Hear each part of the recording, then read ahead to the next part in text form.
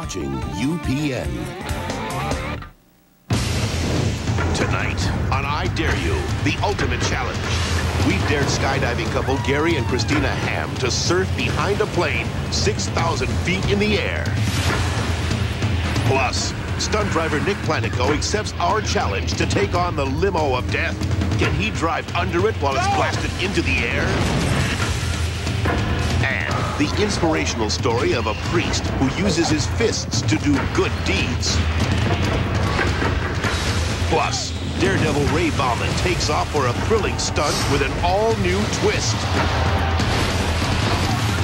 And a stunt goes bad for the Kangaroo Kid, not once, but twice. Tonight on I Dare You, the ultimate challenge. From the Stratosphere Hotel in Las Vegas, this is Lee Rehrman, and welcome to I Dare You.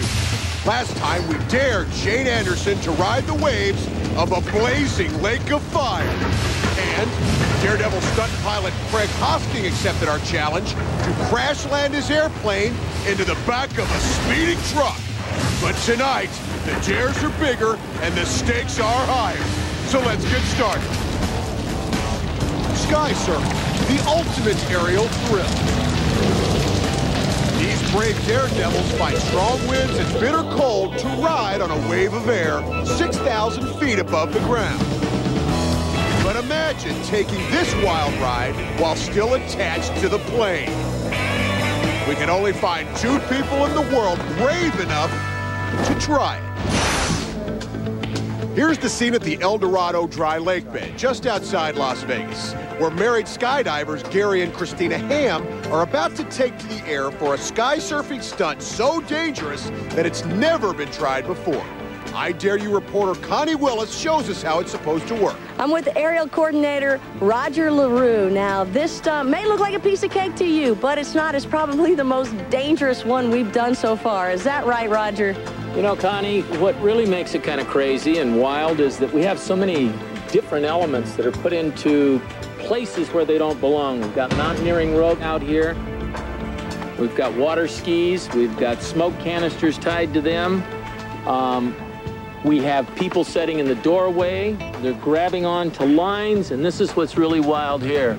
Can you imagine sitting in this aircraft at 110 miles an hour and being tossed out? Boom, and shove them out. When they do, wham, they come around here, watch your feet, bang, bang, back by this, come back across, grab that one and bring it on back. The violence is incredible at that speed. It's pulling them back, pulling them back. They'll be back here now. The challenge is that they're holding on back here, trying to stay at least a decent distance from each other, working it as best they can. With problems that they come into, they could come racing over, pow, wow, each other. That would hurt. It would hurt a lot, is what it would do. And on top of that, we have a big problem with the aerodynamics of the aircraft. They get into a spin back here. It's happened.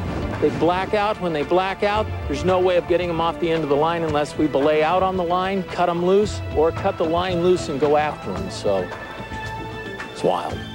Now, who would be daring enough to surf across the sky behind an airplane? Here's a close-up look at the high-flying couple, Gary and Christina Hamm. Christina and Gary may look like an ordinary husband and wife, but there's nothing ordinary about these thrill seekers.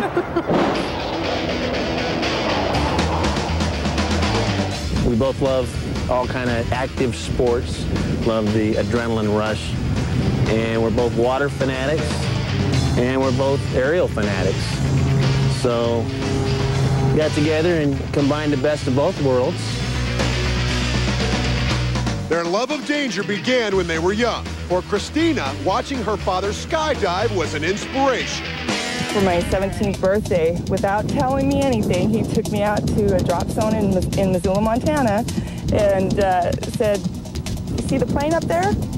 You're jumping." So I said, "Okay, Dad."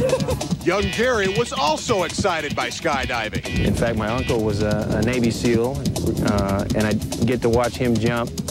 And I just always told myself, I've got to do that. I got to go try that. Gary and Christina went on to become Navy divers themselves. They met while on a top-secret mission in Korea. I felt right away that we were immediately compatible. I just had that feeling of, I just knew it.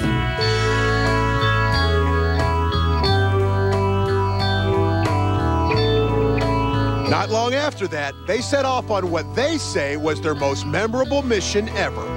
The highest risk we've ever taken together was getting married 3.5 weeks after we met each other. But and then not telling anybody about it. we didn't tell our family, we didn't tell our friends, we didn't tell anybody, we just did it. Yay!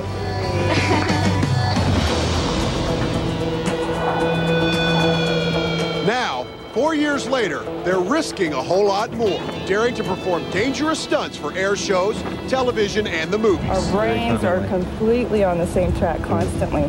So when one person does something, and that's what's so good about this business, we know what the other person's going to do, inherently. But every day, they must face the very real dangers of their high-risk profession. And if something happened that he wasn't able to come out of it, I'm going to get choked up. I think that was what God wanted. But I don't see that happening. There is the inherent danger, and if you ignore it, you're basically a fool. You are. You're a fool, and you won't live long. And we're going to live a long time.